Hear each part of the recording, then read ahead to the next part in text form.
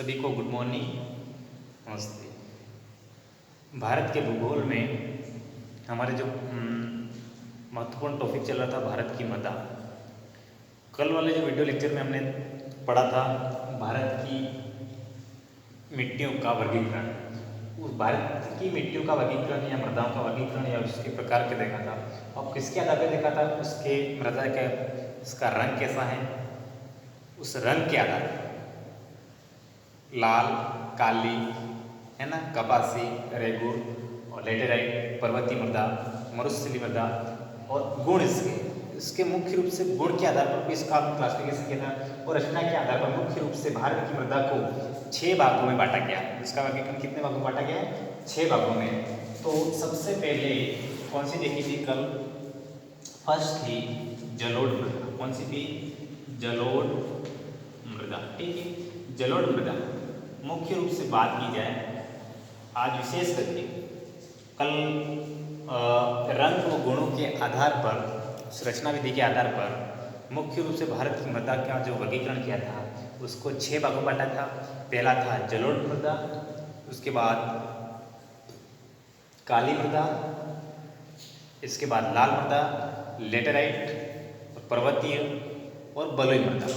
ठीक है, मुख्य रूप से अलग अलग करके इसको हम देखा था, इसका वर्गीकरण देखा था। आज हम मुख्य रूप से पढ़ेंगे जलोढ़ मृदा के बारे में। अब जलोढ़ मृदा मुख्य रूप से भारत के किन किन भौतिक प्रदेशों में पाई जाती है, किन किन राज्यों में पाई जाती है और जलोढ़ मृदा कितने प्रकार की होती है और जलोढ़ मृदा का निर्माण कैसे हुआ, उसकी उत्पत्ति कैसे हुई, ये मिट्टी किस प्रकार की और भारत में इस मिट्टी का कितने एरिया में फैली हुई, इस मिट्टी के बारे में देखेंगे। तो जलोढ़ मृदा मुख्य रूप से देखेंगे कि पहले सबसे पहले भारत के मानचित्र में देखेंगे।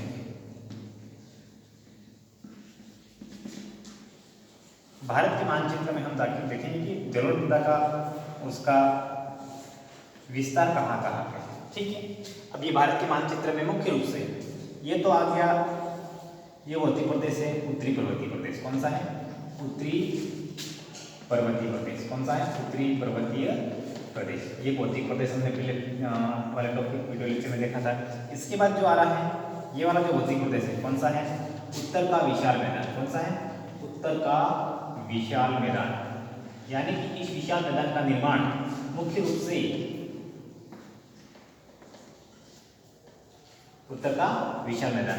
अब इस मैदानों का निर्माण मुख्य रूप से उत्तरी पर्वतीय प्रदेश, ये वाला जो है जम्मू कश्मीर, लद्दाख, उत्तराखंड, हिमाचल प्रदेश, ये है इधर है नेपाल, भारत का पड़ोसी देश, इसका सिक्किम, अरुणाचल प्रदेश तक। यहाँ पर जो हिमालय प्रदेश से जो आने वाली बहने वाली नदियाँ है ना, यहाँ से मुख्य रूप से बहने वाली नदियाँ, इन नदियों के द्वारा बहाकर लाई गई है ना कंकड़ पत्थर, जो अपशिष्ट पदार्थ, छोटे छोटे बजरी कंकड़, जो चिका पत्थर, मुख्य रूप से हिमालय पर्वत से बहने वाली नदियाँ है ना, ये गंगा, सोन, कृष्णा, कावेरी, ये नदियाँ मुख्य रूप से इस उत्तर के विशाल मैदान का निर्माण कर रही हैं। धीरे धीरे इस विशाल मैदान में अपनी मिट्टी का क्या हो रहा है? जमाव कर रही है।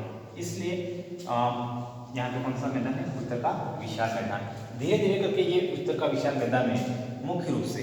इसके बाद यहाँ पे तटवर्ती, समुद्र के तटवर्ती वाला भाग, गुजरात से लगा करके ये वाला तटीय, समुद्र तटीय मैदान, इन मैदानों में मुख्य रूप से ये कैसा है? समुद्र के ये किनारे वाले भाग, यहाँ पे मुख्य रूप से कैसा भाग है? मैदानी भाग पाया। कैसा भाग पाया जाता है? अब यहाँ पे ये समुद्र तटीय मैदानी भाग है या तटीय समुद्र मैदानी, मुख्य रूप से यहाँ पे ये वाला मैदान और ये वाला, ये मिट्टी मुख्य रूप से कैसे, ये इसको जलोढ़ मृदा के नाम से। अब जलोढ़ मृदा मुख्य रूप से भारत में इसका क्षेत्रफल कितने विस्तार? क्षेत्रफल में लगभग ये है 8 लाख, कितने? 8 लाख वर्ग किलोमीटर में, है ना, 8 लाख वर्ग किलोमीटर में फैला किसका? जलोढ़ मृदा का। अब जलोढ़ मृदा को मुख्य रूप से 3 भागों में बांटा गया। कितने भागों में? 3 भागों। कौन कौन से देखा था कल? इसमें देखा था इसका डिवाइडेशन।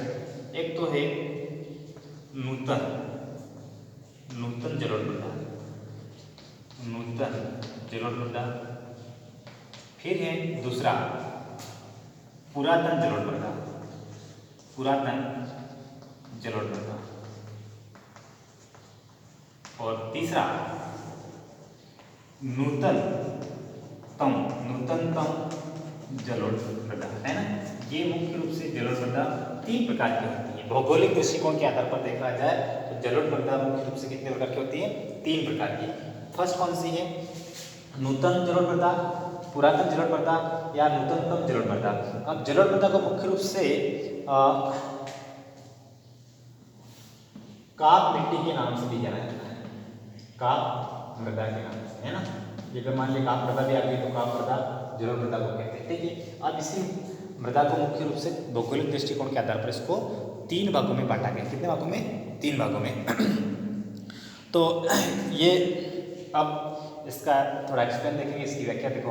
आपको बता दें भारत के मानचित्र में कहाँ कहाँ किस प्रकार की मिट्टी, ये मुख्य रूप से जलोढ़ मृदा है, इसको 3 भागों में बांटा गया है, नूतन जलोढ़ मृदा, पुरातन जलोढ़ मृदा और नूतनतम जलोढ़ मृदा, ठीक है। ये भारत में इसका जो लोकेशन देख पा रहे होंगे, जो मुख्य रूप से उत्तर का विशाल मैदान में जलोढ़ मृदा पाई जाती है। इसके बाद समुद्र तटीय मैदान, इस विशाल मैदान का निर्माण मुख्य रूप से जलोढ़ मृदा से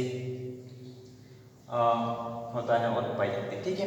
अब ये भारत के मुख्य रूप से विशाल मैदान और तटीय मैदानों में मुख्य रूप से जलोढ़ मृदा या काप मृदा पाई जाती है, ठीक है। यह काप मृदा या जलोढ़ मृदा मुख्य रूप से हिमालय पर्वत से जो नदियाँ बह रही हैं उन नदियों के द्वारा विभिन्न प्रकार के अवशिष्ट, कंकड़, पत्थर, बजरी, विभिन्न प्रकार की, है ना, जलोढ़ मृदा क्या है यहाँ लाके मिट्टी का जमा करते हैं। ये मिट्टी बहुत ही उपजाऊ होती है। कैसी होती है? उपजाऊ। लगभग ये इस जलोढ़ मृदा का विस्तार भारत में क्षेत्रफल 8 लाख वर्ग किलोमीटर तक इसका जलोढ़ मृदा या काप मृदा का विस्तार फैला हुआ। अब जलोढ़ मृदा को मुख्य रूप से 3 भागों में बांटा है, नूतन जलोढ़ मृदा, पुरातन जलोढ़ मृदा और नूतनतम जलोढ़ मृदा। मुख्य रूप से अब देखेंगे कि नूतन जलोढ़ मृदा, है ना, कौन सी?